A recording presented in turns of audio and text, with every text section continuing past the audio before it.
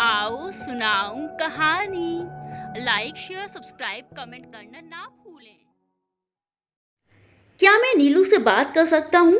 उधर से किसी ने फोन पर कहा। जी कहिए, मैं नीलू ही बोल रही हूँ। पर आप कौन? मैं इंस्पेक्टर राघव दुबे सिटी अस्पताल से बोल रहा हूँ। एक एक्सीडेंट केस है। मुझे इनकी डायरी से आपका नंबर मिला है, इसीलिए आपको फोन लगाया। एक्सीडेंट? इतना नाम सुनते ही नीलू के हाथ पांव फूलने लगे। उसे लगा पता नहीं किसका एक्सीडेंट हो गया। किसका एक्सीडेंट हुआ है? पता नहीं चल पा रहा है कि ये लोग कौन हैं, पर इनकी गाड़ी का नंबर तो इसी शहर का है। इस एक्सीडेंट में इनका फोन भी चकनाचूर हो गया, वरना कुछ पता चल पाता। अच्छा, मैं आपको इनकी गाड़ी का नंबर बताता हूँ, शायद इससे आप इन्हें पहचान पाएं। गाड़ी का नंबर सुनते ही नीलू का दिमाग हिल गया। लगा कि चक्कर खाकर वहीं जमीन पर गिर पड़ेगी। प्लीज जितनी जल्दी हो सके आप यहाँ आ जाइए। वैसे इनकी डायरी में जितने लोगों के नंबर हैं मैं उन सबको फोन लगा रहा हूँ, कहकर इंस्पेक्टर ने फोन रख दिया और नीलू स्तब्ध और शून्य सी सामने दीवार ताकने लगी। उसे तो यकीन ही नहीं हो रहा था कि क्या हो गया अचानक से। तुरंत उसने अपने पति अमित को फोन लगाया। अमित, वो नीलेश भैया और अदिति भाभी का एक्सीडेंट। आधी बात बोलकर नीलू फूट फूट कर रोने लगी। आगे उससे कुछ बोला ही नहीं जा रहा था। एक्सीडेंट की खबर सुनकर अमित के पैरों तले की जमीन खिसक गई। अमित ने उसे हिम्मत दी कि वह घबराए नहीं, बस वह वहां पहुंच ही रहा है। अपने 3 साल के बेटे वंश को पड़ोस की एक भाभी के पास छोड़ नीलू पथावास से अस्पताल की तरफ भागी। कब वह ऑटो में बैठी, कब अस्पताल पहुंची, उसे कुछ होश नहीं। अमित उसे अस्पताल के बाहर ही मिल गया तो वह उसके गले लगकर सिसक पड़ी।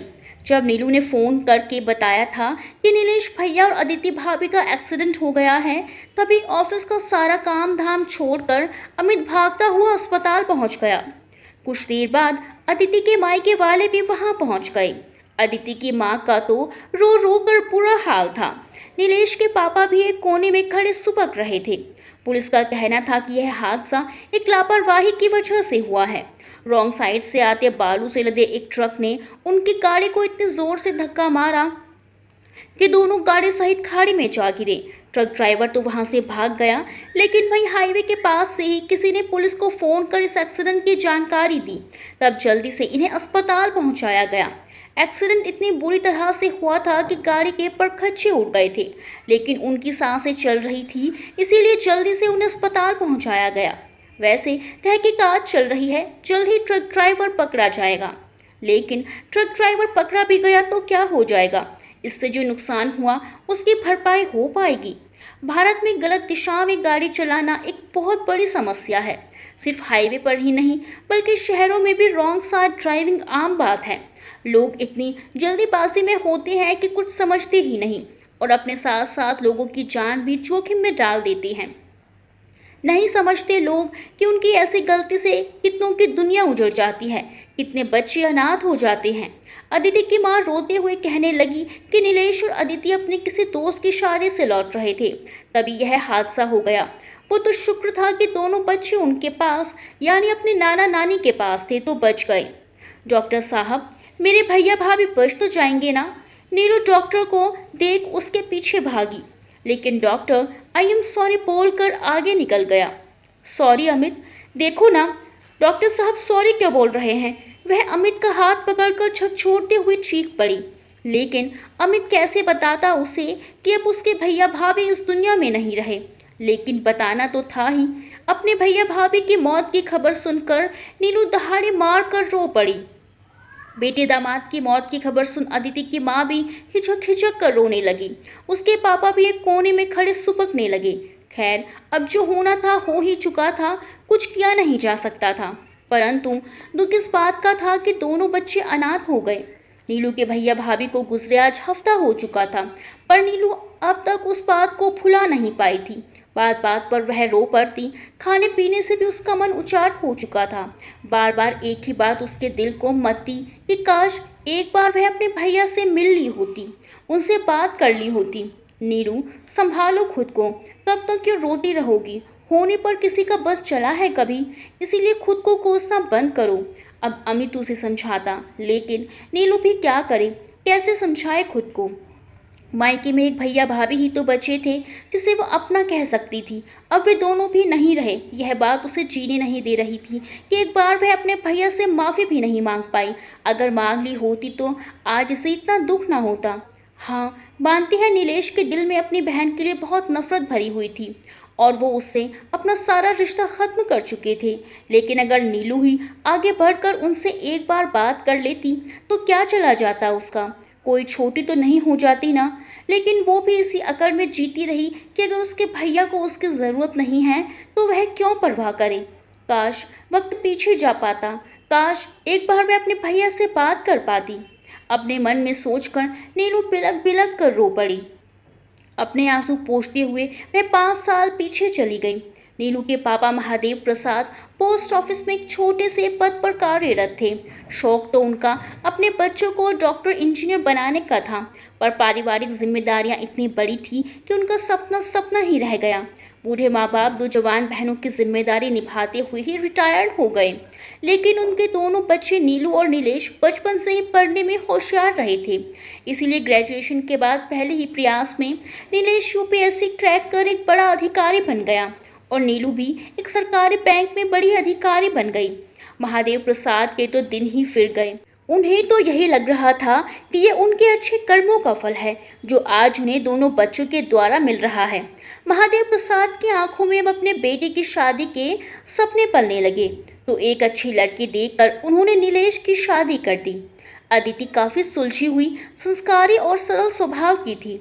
आते ही उसने अपने प्यार से इस घर में सबका मन मोह लिया। इतनी अच्छी बहू पाकर महादेव प्रसाद और उनकी पत्नी तो धन्य हो गए। शादी के 1 साल बाद ही अदिति ने खूबसूरत बेटे को जन्म दिया तो घर में खुशियां ही खुशियां छा गई। अब महादेव प्रसाद को एक ही बात की चिंता थी कि नीलू के किसी अच्छे घर में ब्याह हो जाए। लेकिन फिर सोचते कि बेटी इतनी बड़ी पोस्ट पर है तो लड़का भी अच्छा मिल ही जाएगा। चिंता की क्या बात है, बल्कि लड़के वाले खुद उनकी बेटी का हाथ मांगने आएंगे। महादेव प्रसाद और उनकी पत्नी की अपने भरे पूरे परिवार के साथ जिंदगी मजे से गुजर रही थी। लेकिन अचानक से कोरोना ने आकर ऐसा कह ढाया कि दोनों पति पत्नी कोरोना के काल में समा गए। घर में खुशियों की जगह मातम सा छा गया। समय ही ऐसा था कि इंसान इंसान से भाग रहा था। इसीलिए कोई रिश्तेदार पड़ोसी भी मिलने या दुख बांटने नहीं आए उनके पास। अब भाई बहन ही एक दूसरे का सहारा रह गए थे। इसी बीच अदिति ने एक प्यारी सी बेटी को जन्म दिया तो जिंदगी फिर अपनी रफ्तार से चल पड़ी थी। अब नीलेश को एक ही बात की चिंता थी कि अच्छा लड़का देखकर नीलू की शादी करा देना है।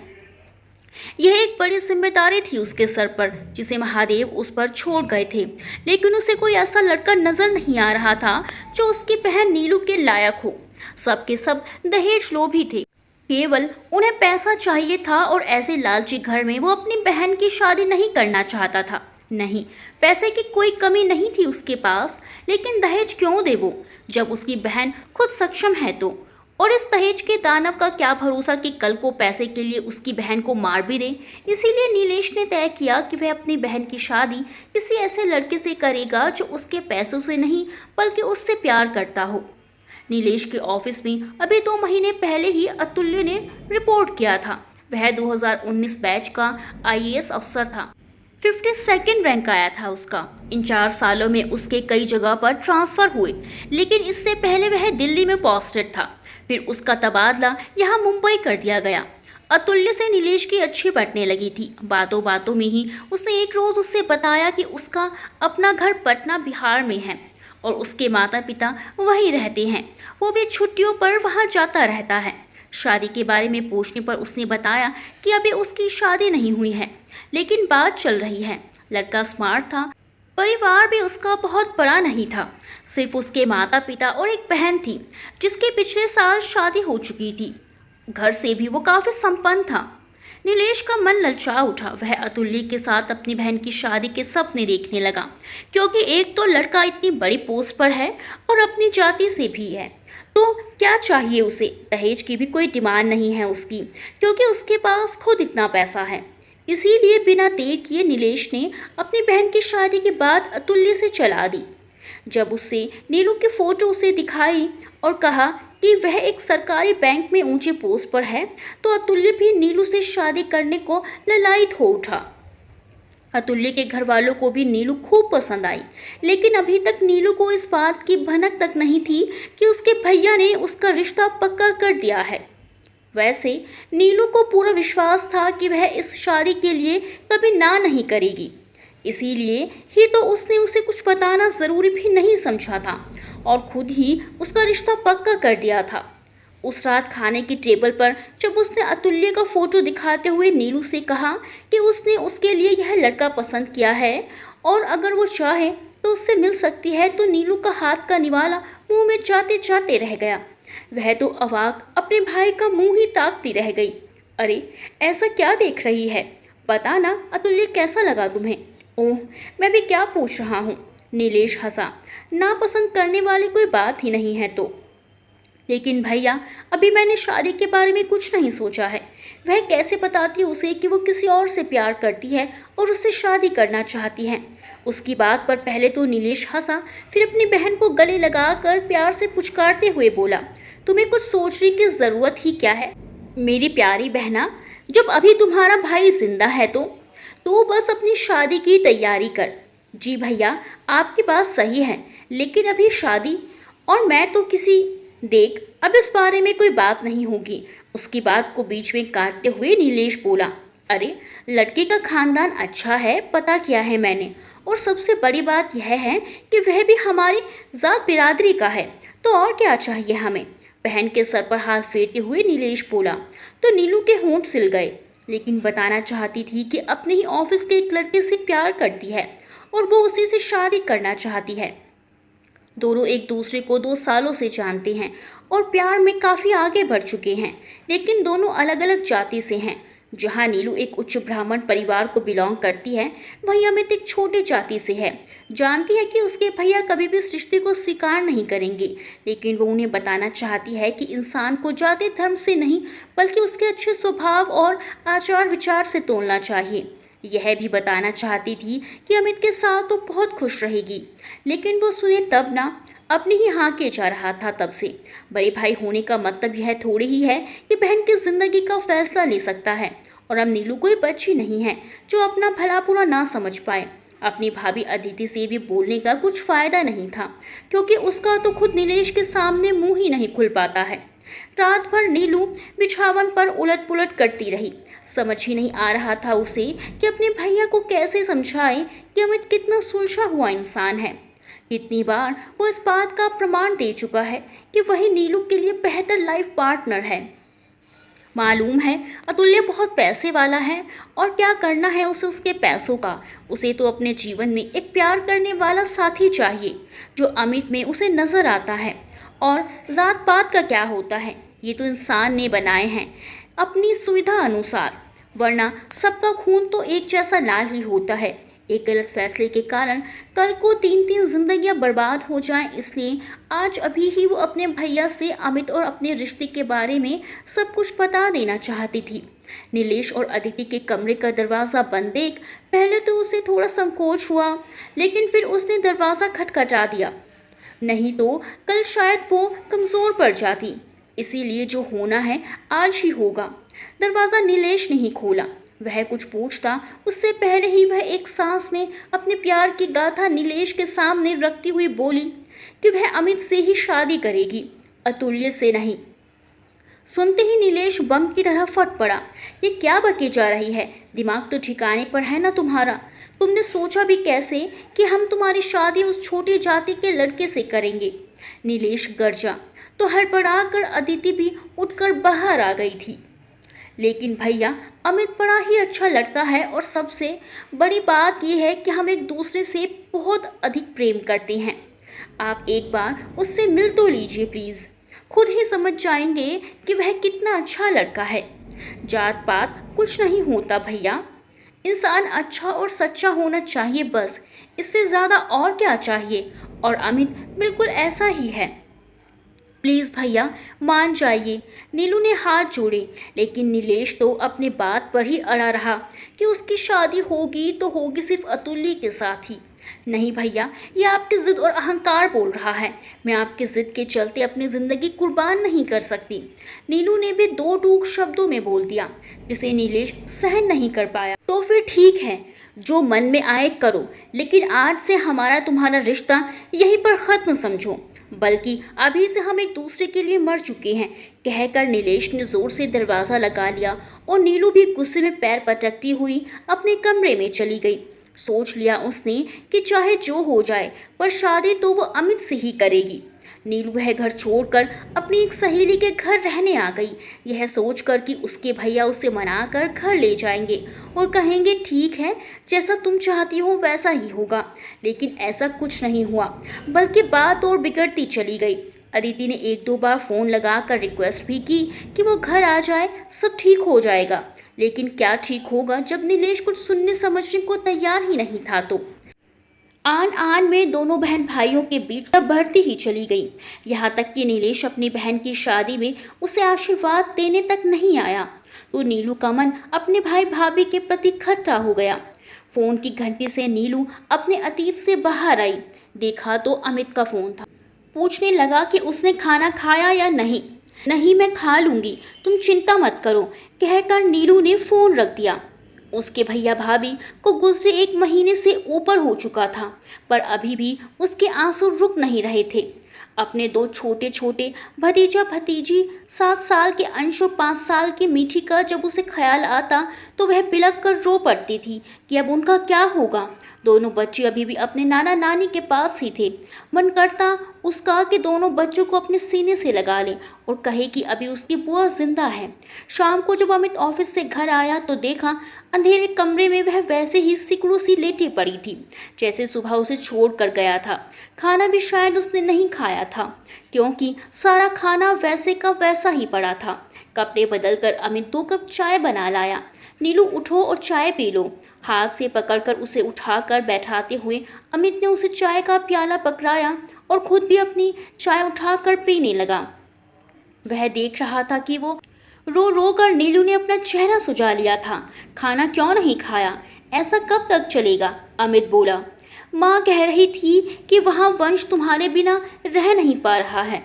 नीलू की स्थिति को देखते हुए उसकी सास वंश को अपने साथ लेकर चली गई थी, लेकिन वह उनसे संभल नहीं पा रहा है।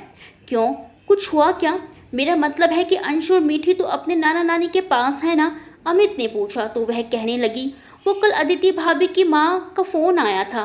कहने लगी कि वे खुद पेंशन पर अपनी ज़िंदगी गुजर बसर कर रहे हैं और सबसे बड़ी बात कि उनकी भी उम्र हो चुकी है अब। तो मतलब यही कि वे चाहते हैं कि हम अंश और मीठी को अपना लें। अदिति भाभी की 2 बड़ी बहनें और भाई भी हैं, लेकिन वे लोग बच्चे की जिम्मेदारी नहीं लेना चाहते। अच्छा, तो ये बात है।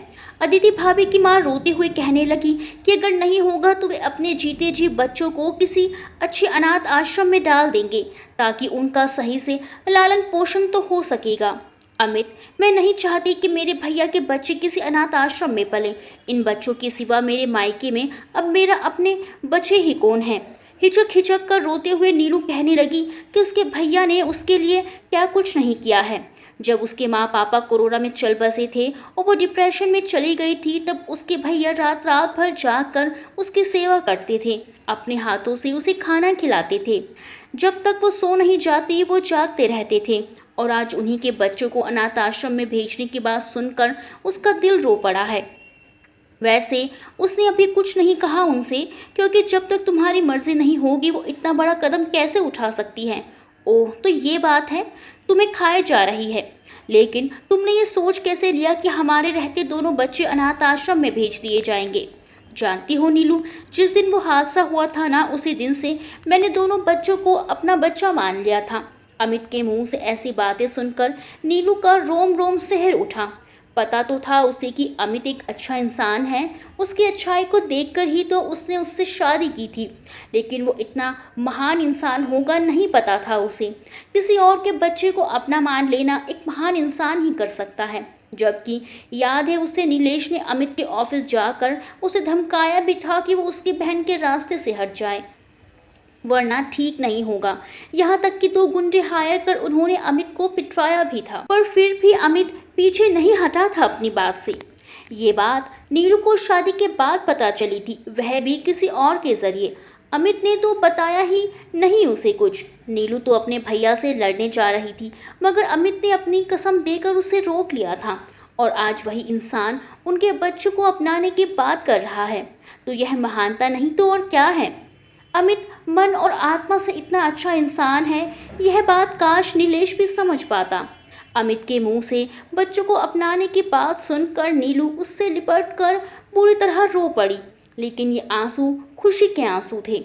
लेकिन बच्चों को गोद लेना इतना आसान नहीं होगा नीलू, इसके लिए कुछ कानूनी प्रक्रियाएं होंगी, उन्हें पूरा करना पड़ेगा, तभी हम बच्चों के लीगल पेरेंट्स बन सकेंगे।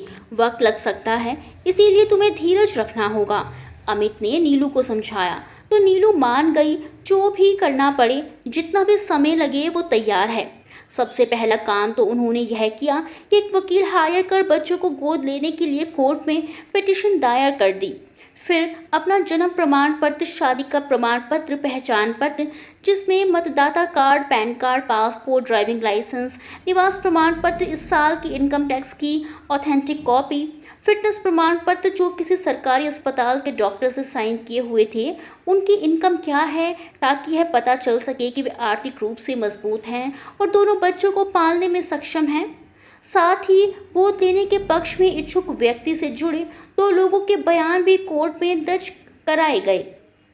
कोर्ट की तरफ से 2 आदमी को यह देखने के लिए भेजा भी गया कि उनका घर बच्चों के रहने लायक है या नहीं, यानी बच्चे यहाँ पर कंफर्टेबल होकर रह सकेंगे या नहीं। कोर्ट के अनुसार दोनों बच्चों को गोद लेने से पहले उन्हें नीलू और अमित के साथ रहना था, ताकि पता चल सके कि बच्चे उनसे घुल मिल गए हैं और उस घर में एडजस्ट कर सकेंगे।